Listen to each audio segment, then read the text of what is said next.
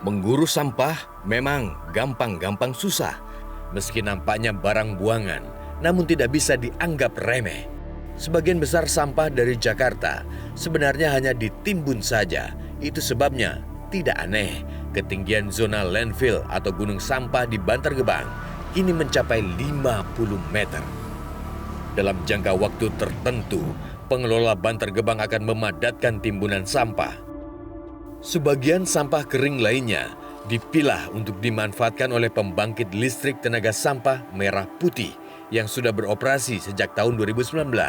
Namun PLTSA ini sebatas proyek percontohan saja.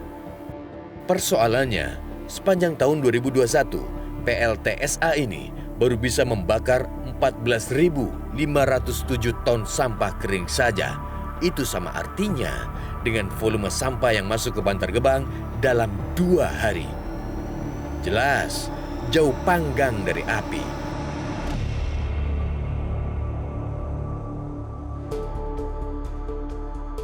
Miris, sebagai metropolitan nomor wahid di Indonesia, Jakarta belum juga memiliki fasilitas pengolahan sampah yang mumpuni. Padahal, sejak 12 April 2018 silam, Jakarta sudah ditunjuk oleh Presiden untuk melakukan percepatan pembangunan pembangkit listrik tenaga sampah. Mandat ini tertuang dalam Peraturan Presiden Nomor 35 Tahun 2018 tentang percepatan pembangunan instalasi pengolahan sampah menjadi energi listrik berbasis teknologi ramah lingkungan.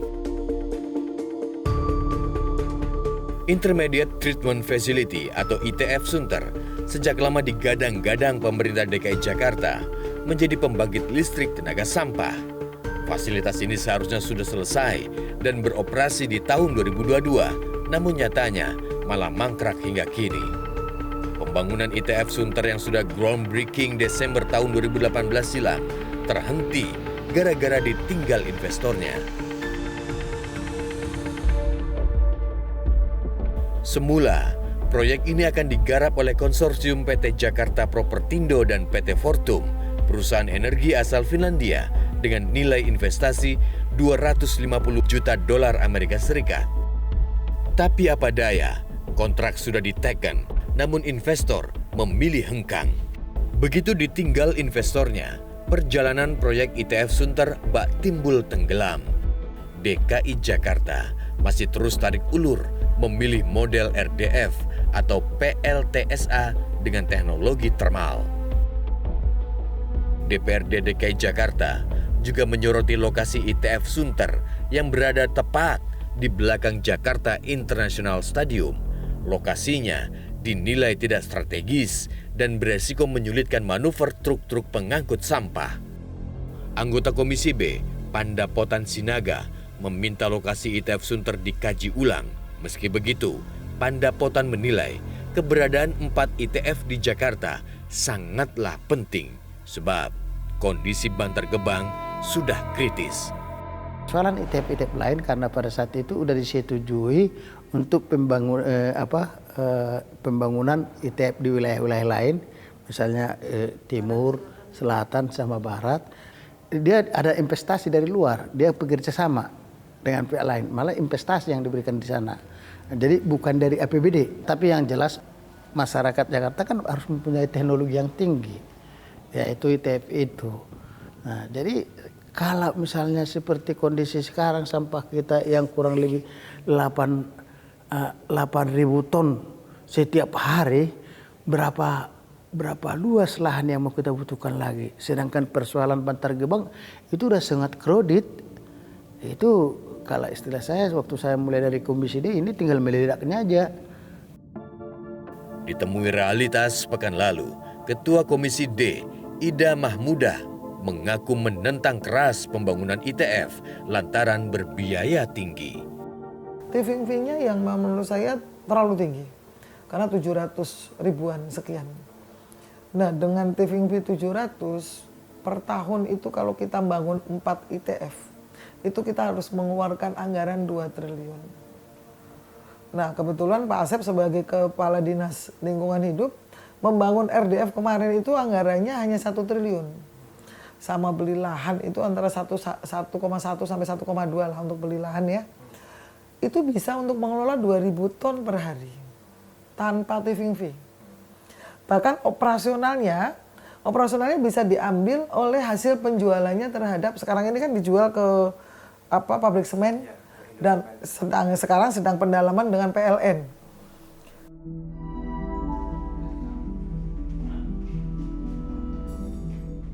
Asisten Deputi Energi Kementerian Koordinator Maritim dan Investasi menyebut pembangunan PLTSA di 12 kota termasuk dalam daftar program prioritas nasional. Namun celakanya, pemangku kepentingan di daerah tidak punya kesamaan visi dengan pemerintah pusat untuk mengurus sampah yang sudah darurat. Pemerintah daerah yang masih saja sibuk berhitung anggaran dianggap buang-buang waktu. Perpres 35 menawarkan kerjasama itu langsung dengan pihak ketiga, dengan pembiayaan boleh oleh pihak ketiga. Jadi sebetulnya resiko itu sudah bisa dipindahkan seluruhnya ke pihak ketiga. Sementara di daerah ini masih melakukan FS kemudian tidak cocok, ada penawaran yang lebih kedengarannya lebih baik di FS kan lagi, ada yang melakukan FS sampai berkali-kali. RDF itu artinya tidak masuk dalam RDF tidak masuk di dalam itu sebenarnya. Ya, makanya itu salah satu yang kita sayangkan karena pemerintah sudah menyiapkan skema, sudah menyiapkan perpres, sudah menyiapkan status PSN, namun tidak ada yang memanfaatkan, belum ada yang memanfaatkan secara optimal. Masih menstudi dengan mindset lama, harus FS dulu, seolah-olah proyek ini dibiayai oleh APBN atau APBD. Menko Marves juga menyesalkan daerah-daerah yang masih terus tarik ulur soal beban tipping fee. Padahal pemerintah pusat sudah menjamin akan memberikan bantuan dana untuk tipping fee di daerah bahkan hingga 500.000 per ton. Sampah ini adalah tanggung jawab Pemda. Pemda harus mencari skemanya. Kalau dalam undang-undang peraturan daerah itu tidak ada kewajiban pemerintah pusat. Nah, dalam hal ini Perpres 35 sudah memberikan bantuan BLPS yang kurang lebih bisa diterjemahkan menjadi tipping fee, itu bisa sampai 500.000 per ton bila keuangan daerah tidak mampu. Kuat atau tidaknya DKI, sampah itu kan merupakan byproduct dari kegiatan ekonomi. Jadi daerah itu sudah mendapatkan benefit dari kegiatan ekonomi yang menghasilkan sampah tersebut. Persoalan sampah Jakarta sudah sejak lama di depan mata. Sudah 38 tahun Bantar Gebang dijadikan penampungan sampah warga Jakarta. Benarkah tarik ulur kepentingan menjadi ganjalan meraih mimpi Smart City dengan pengolahan sampah yang mumpuni?